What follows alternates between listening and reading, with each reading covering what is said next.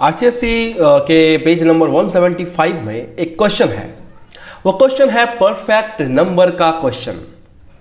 और क्वेश्चन कहता है कि write a program in Java to accept a number and check whether the number is a perfect number और not. देखो, करना यह है कि हमें एक नंबर सिंपली एंटर करवाना है यूजर के थ्रू और चेक करना है कि वो नंबर एक परफेक्ट नंबर है या नहीं। तो इस क्वेश्चन को सॉल्व करूं मैं, इसके पहले तुम्हें बता देना चाहता हूं कि परफेक्ट नंबर का डेफिनेशन क्या होता है। Number is called perfect number if it is equal to the sum of its factors other than the number itself. यानी कि परफेक्ट नंबर वैसे नंबर्स को कहते हैं जिनमें उनका फैक्टर्स का जो सम होगा वो ओरिजिनल नंबर के इक्वल होगा, लेकिन उस फैक्टर में वो नंबर इंक्लूड नहीं रहेगा। काफी अटपटा सा डेफिनेशन है। चलो इसे एक एग्जांपल के मदद से समझते हैं। सपोज कर लो तुम्हारे पास एक नंबर है 6 और इस नंबर को तुम्हें चेक करना है कि ये परफेक्ट नंबर है या नहीं। तो उसके लिए सबसे पहले तुम्हारा काम होगा इस नंबर का फैक्टर्स फाइंड करना। फैक्टर फाइंड करने के लिए जो कोडिंग होता है और जो प्रोग्रामिंग का तरीका होता है उसके बारे में ऑलरेडी वीडियो बन चुका है। अभी जाओ डिस्क्रिप्शन बॉक्स में और चेक करो, तुम्हें फैक्टर फाइंडिंग का लिंक मिल जाएगा। जल्दी से जाकर देखो ताकि तुम्हें फैक्टर्स फाइंड करने में इजी हो। तो सबसे पहले चलो इसका फैक्टर फाइंड कर लेते हैं। सबसे पहला फैक्टर 6 का होगा 1, यानी कि 1 एक ऐसा नंबर है जो 6 को इजीली डिवाइड कर सकता है और वैसे नंबर्स को ही फैक्टर्स कहते हैं। और 1 के अलावा 2 भी है एक फैक्टर और इसके अलावा 3 भी है एक फैक्टर जो कि 6 को इजीली डिवाइड करता है। लेकिन 6 भी एक नंबर है जो खुद को ही डिवाइड करता है। लेकिन डेफिनेशन में यह स्पष्ट कर दिया है कि जिस नंबर को हम लेंगे एज अ इनपुट, जिसको हम परफेक्ट नंबर चेक करेंगे, उस नंबर के फैक्टर्स में वो नंबर खुद इंक्लूड नहीं होना चाहिए। तो इसीलिए हम 6 को उनके फैक्टर्स के काउंटिंग में नहीं रखेंगे। अब दूसरा काम मेरा यह है कि ये जो 6 का फैक्टर आया है 3, 1 2 3, इनको सम करते हैं। तो जब इनको सम करेंगे तो सम करने के बाद देखो मुझे मिलेगा वही नंबर जो नंबर अभी ऑलरेडी हमारे पास है, यानी कि 6।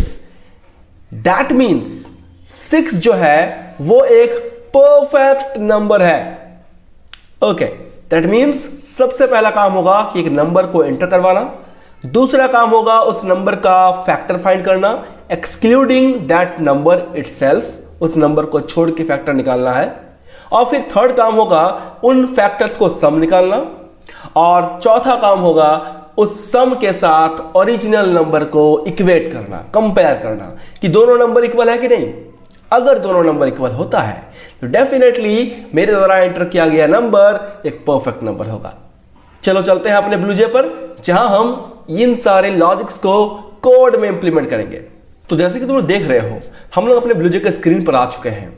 सबसे पहला काम हमारा होगा, जानते ही हो, एक नया क्लास बनाना। तो चलो एक नया क्लास क्रिएट करते हैं।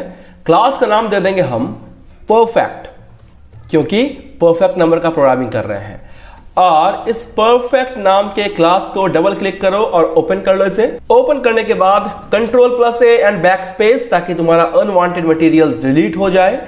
सबसे पहला काम होगा हमारा क्लास को क्रिएट करना। क्लास हमारा है परफेक्ट और इसे क्रिएट करने के बाद हमारा काम होगा पब्लिक स्टैटिक वॉइड मेन, जो कि हमारा बेसिक काम है, क्योंकि इस मेन मेथड के अंदर सारा काम होता है, इसीलिए हमें इसे बनाना सबसे पहले जरूरी होता है।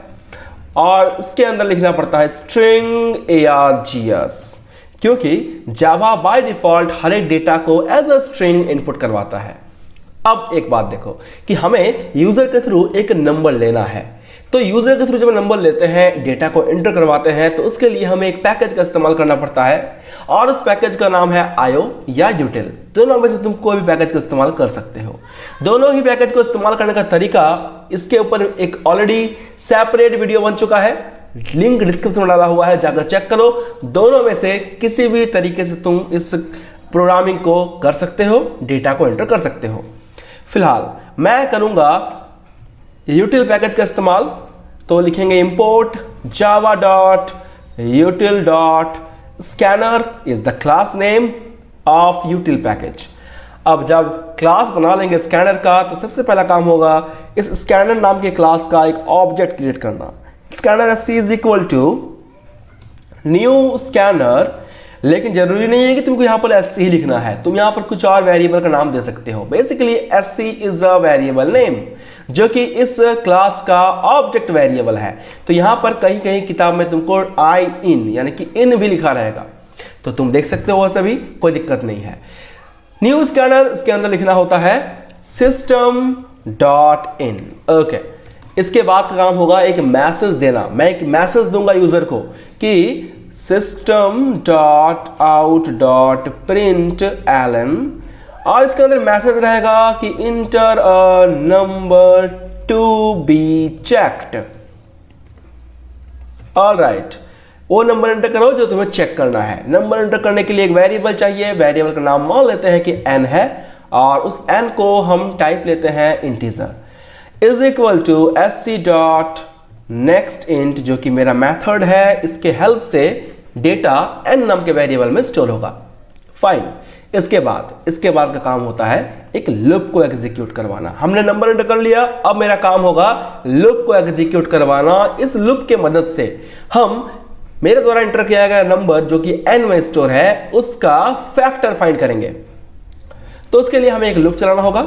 लूप स्टार्ट होगा int i is equal to 1, i is less than n, उस नंबर से एक कम तक चलाना है। क्यों? क्योंकि इस फैक्टर के सीरीज में वो नंबर इंक्लूड नहीं रहना चाहिए, इसके बारे में मैंने ऑलरेडी बता दिया है, इसीलिए i लेस देन n लेंगे। और अगर उस नंबर को इंक्लूड करना रहता तो i less than equal to n लेते। Very good.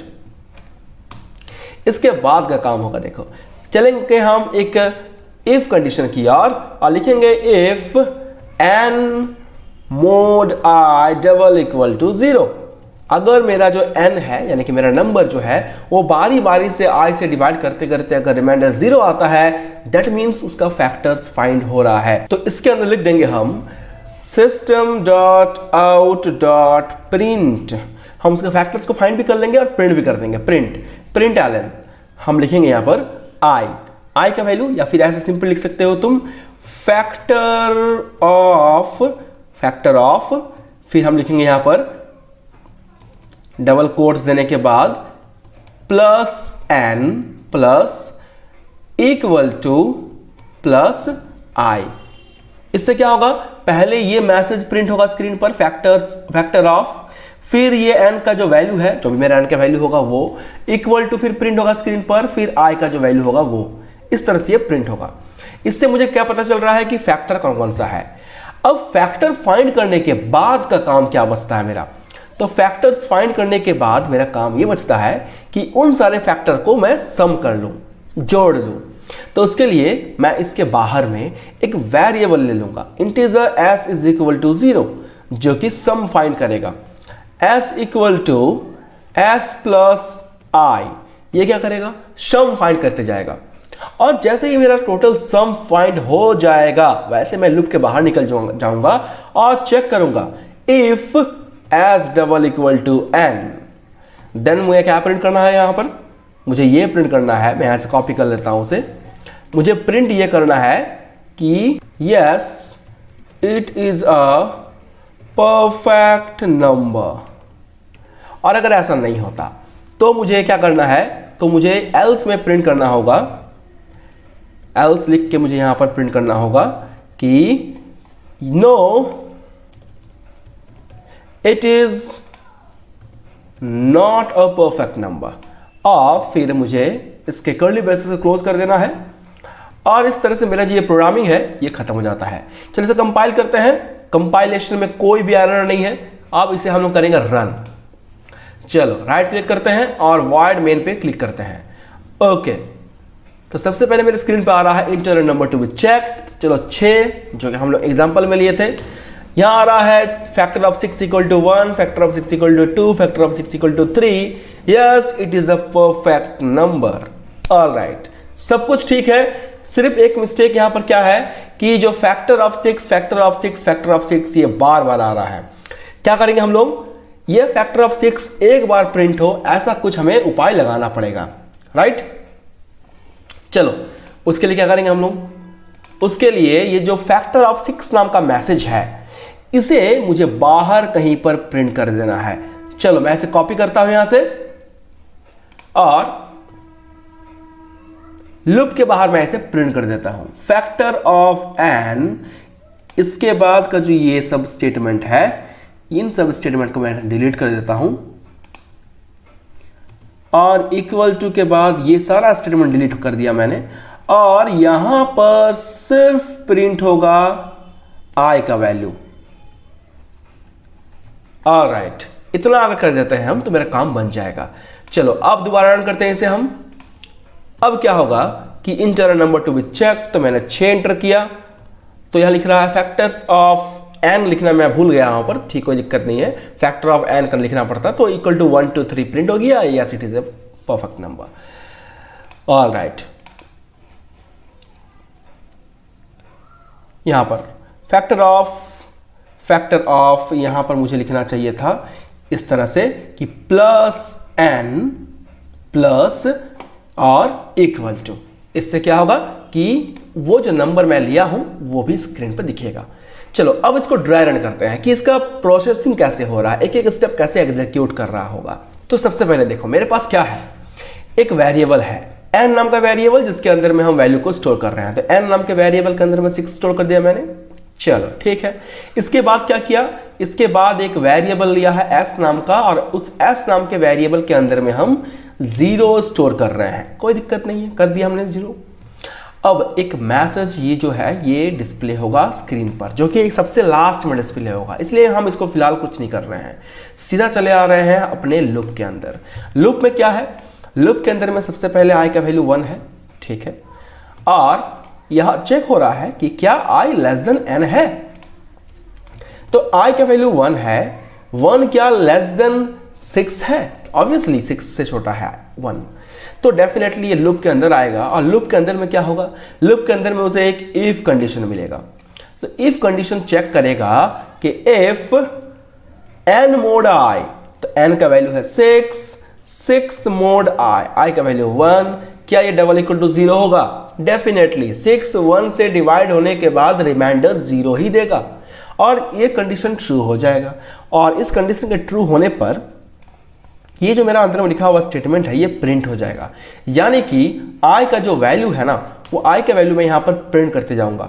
i का वैल्यू हो जाएगा, सपोज सबसे पहले बार में i का वैल्यू प्रिंट हुआ 1, दैट मींस 1 प्रिंट हो गया यहां पर। ऑलराइट, इसके बाद क्या हो रहा है, इसके बाद हो रहा है s equal to s plus 1।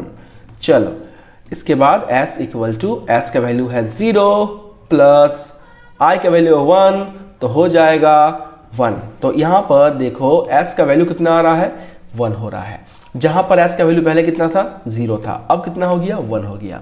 कोई डाउट नहीं है। ओके, अब हमारा कंडीशन यानी कि कंट्रोल इस ब्रैकेट के पास आएगा, और ये ब्रैकेट कंट्रोल को भेज देगा i प्लस प्लस के पास, i प्लस प्लस यानी कि i का वैल्यू 2, और फिर चेक करेंगे क्या i का वैल्यू यानी कि 2 इज लेस देन n का वैल्यू यानी कि 6। डेफिनेटली ये ट्रू है, और इसके ट्रू होने पर अंदर आएगा मेरा कंट्रोल और इफ कंडीशन एग्जीक्यूट करेगा। इफ कंडीशन में क्या है, n मोड i, n का वैल्यू है 6 मोड i का वैल्यू है 2, क्या डबल इक्वल टू 0 होगा। बोलने का मतलब यह है क्या 6 2 से डिवाइड होने के बाद रिमाइंडर 0 देगा, डेफिनेटली देगा, और 0 देने पर क्या होगा कि ये कंडीशन ट्रू होगा, और इस कंडीशन के ट्रू होने पर मेरा i का वैल्यू स्क्रीन पर प्रिंट हो जाएगा, यानी कि 1 तो प्रिंट हुआ ही था, अब 2 भी प्रिंट हो जाएगा। ऑलराइट, ये 2 भी प्रिंट हो जाएगा। चलो इसके बाद क्या है, s equal to s plus i, यानी कि s इक्वल टू s का वैल्यू कितना है, s का वैल्यू लास्ट में था 1, यानी यहाँ 1 लिखेंगे, 1 प्लस i का वैल्यू कितना आया है, i का वैल्यू है 2, तो यहाँ लिखेंगे 2, तो कितना हो रहा है 2 प्लस 1 दैट इज 3, तो मेरा s का नया वैल्यू कितना हो गया, 3 हो गया, जो कि पहले 1 था अब वो 3 हो गया है। ऑलराइट, अगेन कंट्रोल इसके पास जाएगा i प्लस प्लस के पास, तो i प्लस प्लस क्या करेगा, i के वैल्यू को 3 कर देगा। फिर चेक करेंगे क्या i का value 3 is less than n के वैल्यू 6 का, डेफिनेटली छोटा है। इसके बाद लूप के अंदर में आएंगे और लिखेंगे इफ n का वैल्यू कितना है, n का वैल्यू तो 6 है, 6 mod 3। क्या 6 mod 3 डबल इक्वल टू 0 होगा, तुम ही बोलो। क्या 3 का टेबल में 6 आता है, क्या रिमाइंडर 0 होगा, डेफिनेटली 3 to the 6 तो रिमाइंडर 0 आ गया। कंडीशन ट्रू हुआ, कंडीशन के ट्रू होने पर ये जो स्टेटमेंट है ये एग्जीक्यूट करेगा और i का जो वैल्यू है वो फिर प्रिंट हो जाएगा, दैट इज 3। सम मेरा है s equal to s plus i, s equal to s का वैल्यू है 3, 3 प्लस i का वैल्यू है 3, तो कितना हो गया 6, डेफिनेटली 6 हो गया। तो s का वैल्यू नया मेरा 6 है। कंट्रोल जाएगा i प्लस प्लस के पास, i प्लस प्लस क्या करेगा, i के वैल्यू को 4 कर देगा। फिर चेक करेंगे क्या i का value 4 is less than n का वैल्यू 6, क्या 4 6 से छोटा है, डेफिनेटली छोटा है। तो कंट्रोल आएगा इसके पास, इस इफ कंडीशन के पास। तो इफ कंडीशन में चेक करेंगे कि क्या n का वैल्यू मोड i का वैल्यू दैट इज 4 क्या डबल इक्वल टू 0 होगा, डेफिनेटली नहीं होगा। 4 का टेबल में 6 नहीं आता है, इसका मतलब कि ये रिमाइंडर 0 नहीं होगा। और रिमाइंडर अगर 0 नहीं होगा तो मेरा ये लाइन और ये लाइन एग्जीक्यूट करेगा ही नहीं करेगा। तो मेरा कंट्रोल सीधा चला जाएगा i प्लस प्लस के पास। तो i प्लस प्लस मतलब क्या हो जाएगा, i का वैल्यू हो जाएगा 5। फिर हम चेक करेंगे क्या i का value 5 is less than n का वैल्यू 6, डेफिनेटली ट्रू है। अगेन आएगा लूप के अंदर में, तो आएगा if condition, if n mode i, n का वैल्यू है 6, क्या 6 मोड i का वैल्यू कितना है, तो i का वैल्यू 5 है। क्या 6 5 से डिवाइड होने के बाद रिमाइंडर 0 देगा, कभी नहीं देगा, क्योंकि 5 का टेबल में 6 आता ही नहीं है, रिमाइंडर 0 नहीं देगा। और अगर ये रिमाइंडर 0 नहीं देता है मतलब कंडीशन हो गया मेरा फॉल्स, और इस कंडीशन के फॉल्स होने पर ये दोनों ही लाइन मेरा एग्जीक्यूट नहीं करेगा और मेरा कंट्रोल सीधा चला जाएगा i प्लस प्लस के पास। तो i का वैल्यू कितना है, i का वैल्यू हो जाएगा 5 से बढ़ के 6। अब हम चेक करेंगे कि क्या i का value 6 is less than n के वैल्यू 6 का है, डेफिनेटली नहीं है। i का वैल्यू 6 n के वैल्यू से यानी कि 6 से छोटा नहीं है। तो यहाँ पर कंडीशन फॉल्स होता है और मेरा ये जो लूप है ये पूरा लूप टर्मिनेट कर जाता है और हम लूप के बाहर आ जाते हैं। लूप के बाहर में क्या है, तो लूप के बाहर में है if s double equal to n, s का वैल्यू कितना है, s का लास्ट वैल्यू मेरा है 6। तो क्या लिखेंगे हम लोग, क्या s का value double equal to n का वैल्यू है, डेफिनेटली है, s is double equal to n, ये मेरा s है, ये मेरा n है। क्या दोनों बराबर है आपस में, डेफिनेटली दोनों बराबर है। तो मेरे पास स्क्रीन पे प्रिंट हो जाएगा yes it is a perfect number. क्या प्रिंट होगा स्क्रीन पे, स्क्रीन पे ये प्रिंट होगा कि yes it is a perfect number. बात आ गया समझ में। और शुरू में क्या प्रिंट होगा, फैक्टर्स ऑफ, यहां लिखेंगे हम लोग इसके ऊपर में फैक्टर ऑफ n का वैल्यू 6 है, 6 इक्वल टू 1 2 3 और इसके नीचे में ये वाला स्टेटमेंट प्रिंट होगा yes it is a perfect number. I hope आपको इस वीडियो में बताया गया सारा कॉन्सेप्ट क्लियर हो गया होगा। और अगर कोई डाउट बन जाता है आपके दिमाग में तो आप डेफिनेटली कमेंट सेक्शन में मुझे बताएं कि आपको किस पॉइंट पर और कहां पर आपको एग्जैक्टली प्रॉब्लम हो रहा है। तो हम अगले वीडियो में इसी से रिलेटेड जो डाउट टॉपिक रहेगा उसे हम क्लियर करेंगे और मिलते हैं आपसे अगले वीडियो में। तब तक के लिए टेक केयर, खुश रहें, गुड बाय।